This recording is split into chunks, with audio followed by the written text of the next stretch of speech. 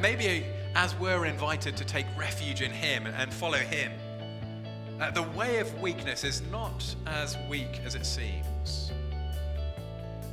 In fact, maybe we're submitting to a power that is far deeper and more lasting than the visible power at play in our world.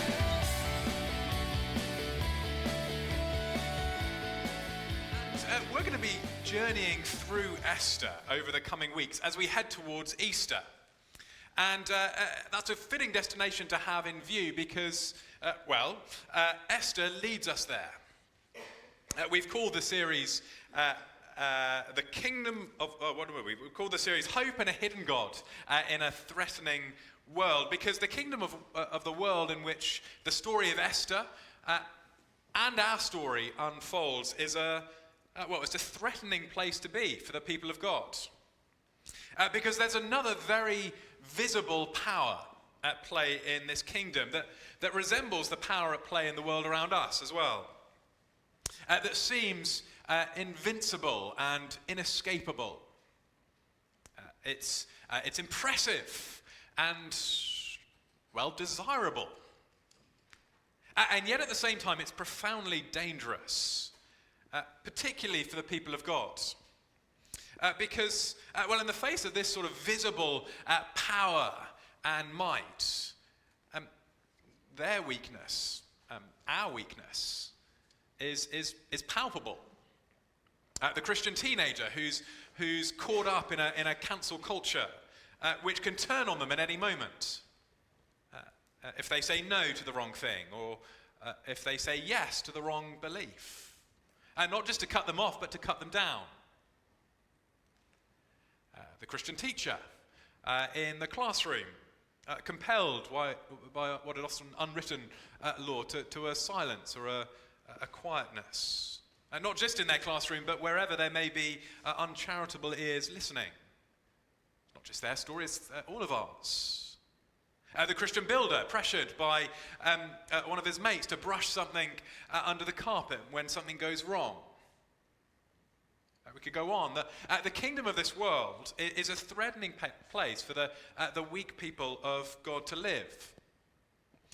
But as we journey through Esther over the coming weeks, we're going to see that perhaps the visible power at work in the world around us isn't all that it seems.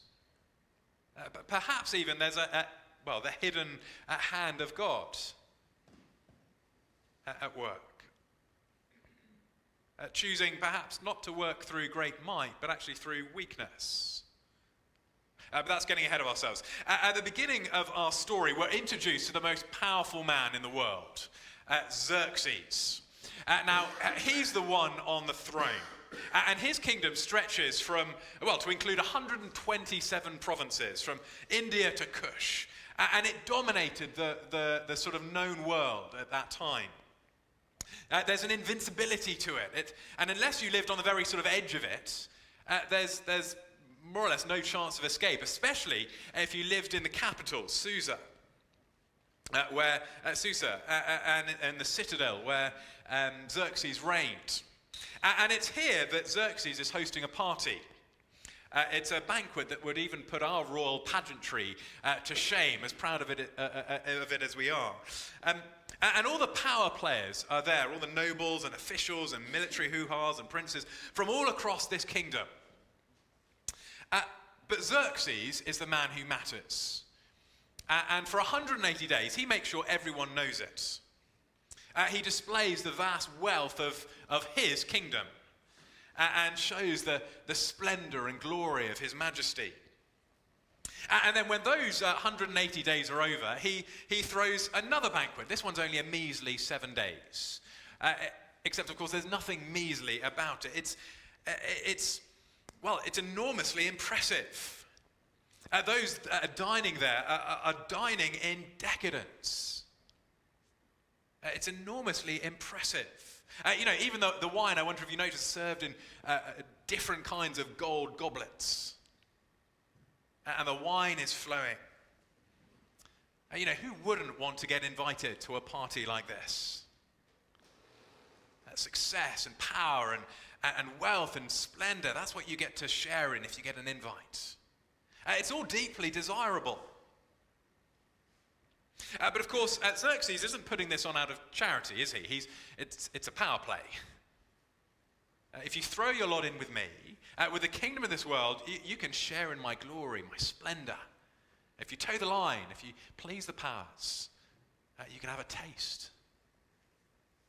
Don't you want it? Tastes good. How tempting. And yet we see that sort of cozying up to this sort of power isn't as necessarily as straightforward as we might think, because there's a petulance to this power, to the power at play in the kingdom of this world. It's dangerous and erratic. It can turn on you at any moment. Wonder if you've ever experienced anything like that. Well, here it turns on the queen. She's been throwing a banquet as well, and yet Xerxes decides that he wants to pull her out of that and show her off as another one, essentially, of his possessions. For the story tells us she was lovely to look at. And so he sends off his 7 eunuchs, well done on the naming on those ones, to bring Queen Vashti, wearing her royal crown. Now, we don't know what else she was supposed to wear as she's paraded for the king's pleasure. But one thing we do know is that one of those 7 eunuchs probably had the incredibly awkward task of sharing with the king that Vashti said no. Now, the point here isn't to guess why Vashti said no. Instead, we're invited to watch as this bubble, this power bubble that's been built up and up and up over chapter 1 just bursts.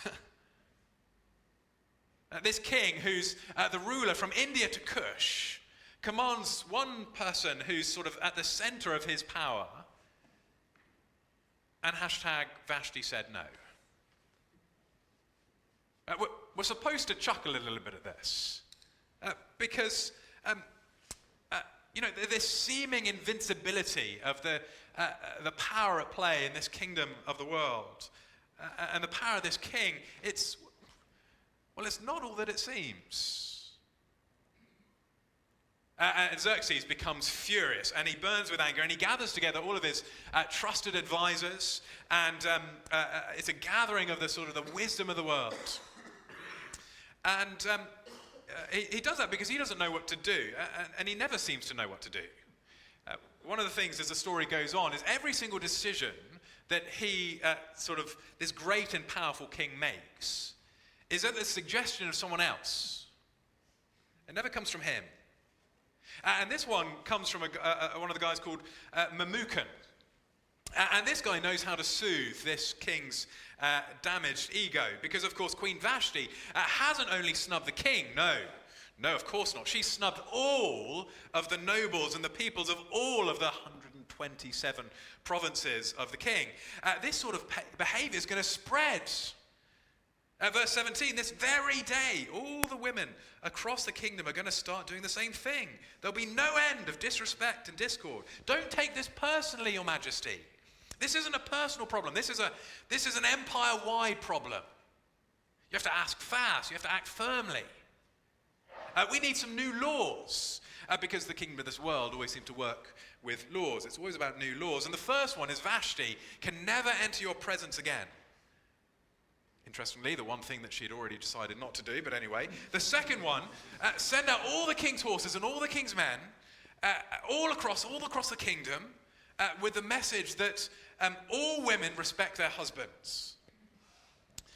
The king loves the plan, a good plan, Memucan, and so the message goes off in all the different languages of the people. That every man should be ruler over his own household. It's the most stupendous overreaction. And yet it's also an utterly ridiculous plan. I mean, can you imagine how much this cost? The policing of it. How do you police that? Sort of someone knocking at their door and out to India somewhere saying, how's your wife doing? Like, what's going on? But it's also, it exposes the very thing it's meant to dissuade. You know, as this command goes out all across the kingdom, so does the story of #Vashti said no. You know, under the surface of this impressiveness of the power of the kingdom of this world is, well, there's a ridiculousness to it.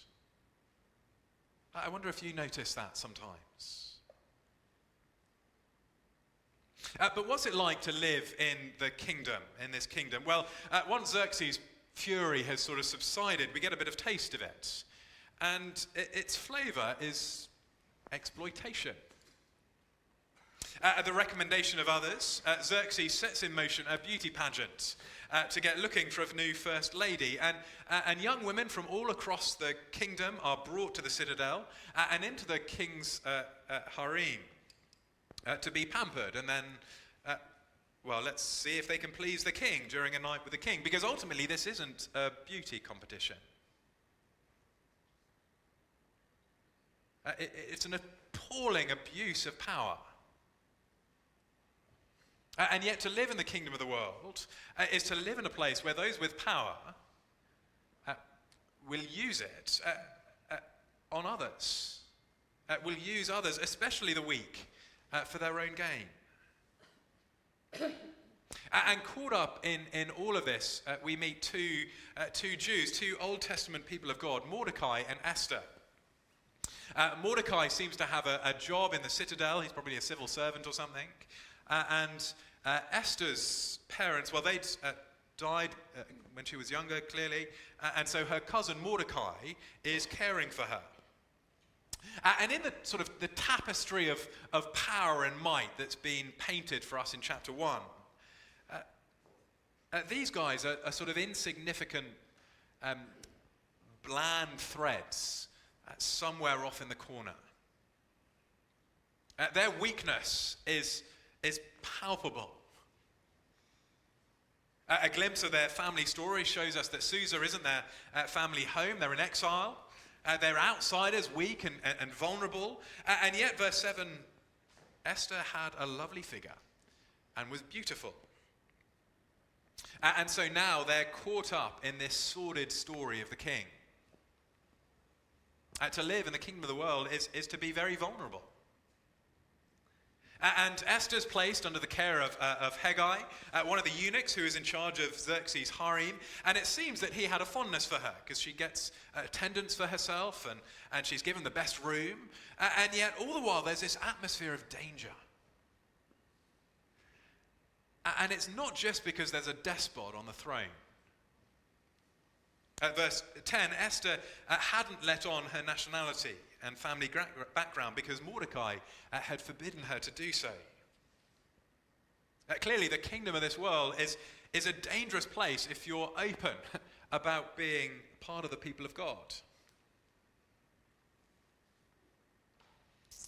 Well, Esther completes her 12 months of beauty treatment and her evening comes. And, it's taken about 4 years to get to where we are now since this story started.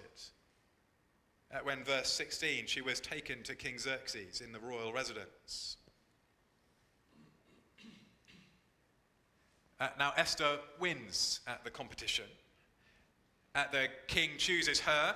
He sets a royal crown on her head and makes her his queen. There's another banquet, there's a holiday, and gifts get showered around.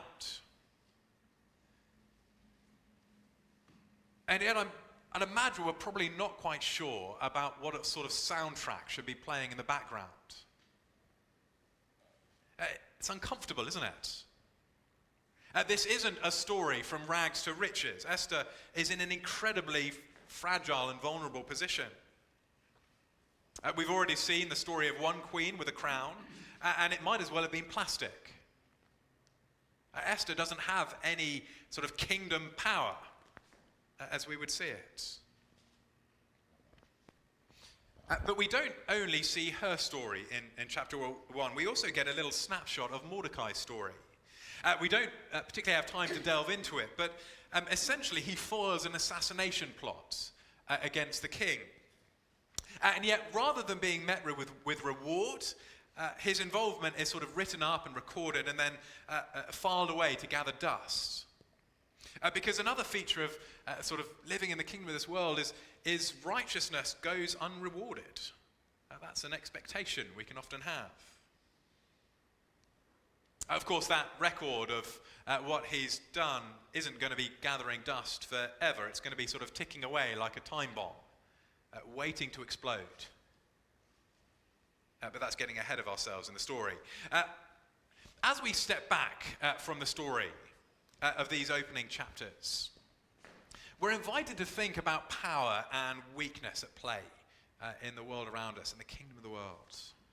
We're naturally impressed by power and prestige. I wonder who or what you sort of see as powerful in the world. These opening chapters are starting to get us to think, maybe we shouldn't be as impressed as we are. Maybe it's not all that it seems. We've met these weaklings, sort of Esther and Mordecai, who have no markers of power. They're vulnerable. Life is dangerous for them. In their offices, they don't want to let on that they're with God. Do you know that feeling? You start a new place, a new group. Perhaps in one sense you'd like people to know that you follow Jesus, but also you'd rather not. Esther and Mordecai know what that's like, not to want to let on. How are we to survive as people of God in a threatening world? Well, we're going to need to listen on to see how the story goes. But just possibly, as we're beginning to see it, sort of this has been the sort of the laying of the foundations for the story that's to come. Perhaps we're beginning to wonder whether behind all the workings of history, there might just be a hidden hand. How is it that Esther, of all people, after a 4-year sort of search party across all this massive kingdom, has landed where she is? Why her? What's going on? And how is it that this sort of measly Mordecai, in the world's eyes, has become the savior of the kingdom? What's going on? Perhaps there is a hidden hand that doesn't work through visible power and human wisdom, but might just be possibly working through weakness. Maybe there's another power at play in the kingdom of the world that we would do well to pay attention to, even take comfort in.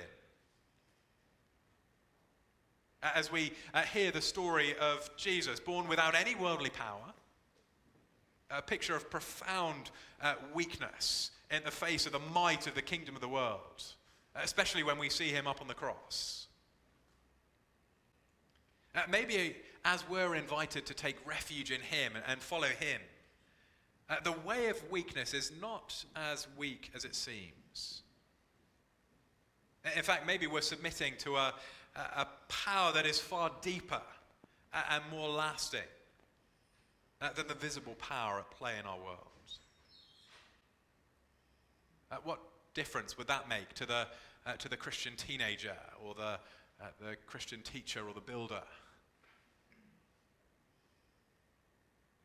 What difference does that make to you?